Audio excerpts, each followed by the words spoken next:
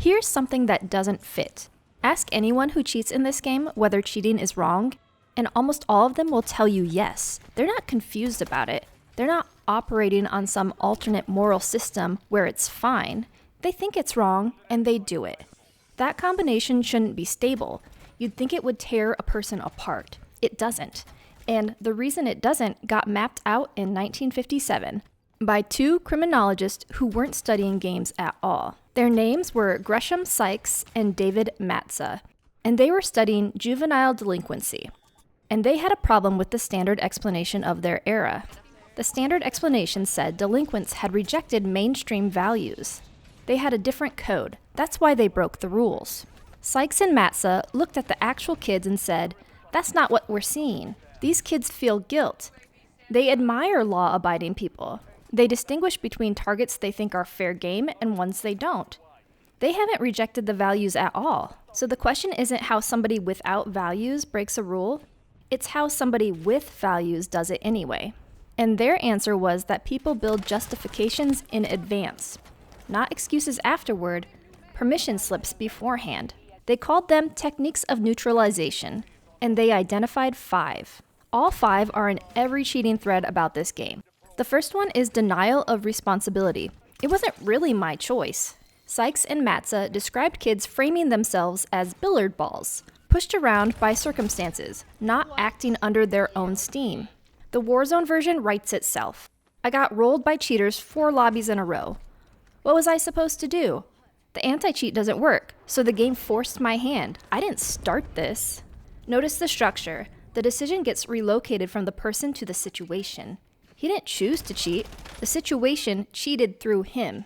And if that sounds familiar, it should. That's the same machinery from the first video in this series, just pointed inward instead of outward. Second, denial of injury. Nobody actually got hurt. The original framing was vandalism as mischief, car theft as borrowing. The act is admitted, the harm is deleted. Here, it's the most common line there is. It's just a game. Nobody's losing money. You'll respawn. It's not that deep. And the thing is, on the surface, it's not an absurd claim. Nobody's bleeding, which is exactly what makes it effective. The best neutralizations are the ones that are partially true. Third, denial of the victim. They had it coming. This one flips the moral roles. There's no injured party because the other guy isn't innocent. And in this game, it takes a very specific form. Everyone's cheating anyway, I'm just leveling the playing field.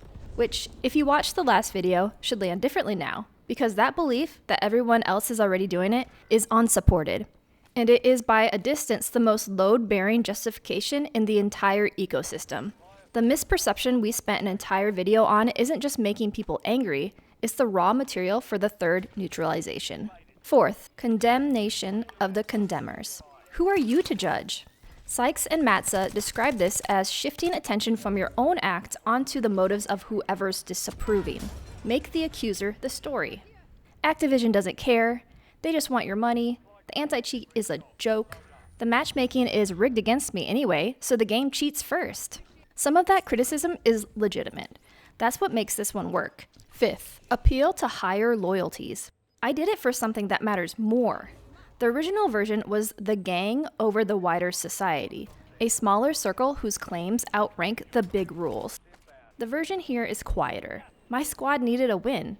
My friend was getting griefed. I was carrying people who were about to quit the game. The rule isn't denied, it's just outranked. Now the honest part. Sykes and Matza's strong claim was that these justifications come before the act, that they're what makes the act possible in the first place. That's the interesting version of the theory. It's also the hard one to prove. Because when you interview someone after the fact, you can't tell whether you're hearing the permission slip they wrote beforehand or the story they assembled afterward. Both look identical in a transcript.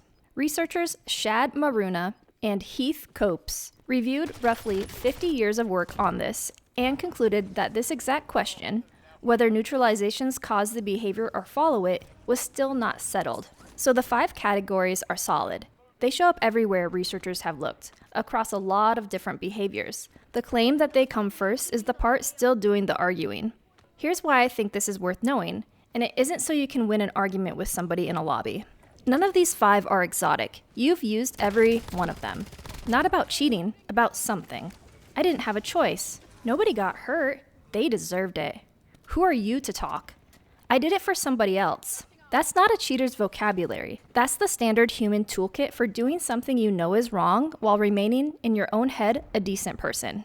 The uncomfortable part of this theory isn't what it says about them. It's that it works so well because it's built out of things you already say. So that's the inside of it. Next one, we flip it around, because there's a question I skipped past. When you catch one, when the ban actually lands, why does that feel so good?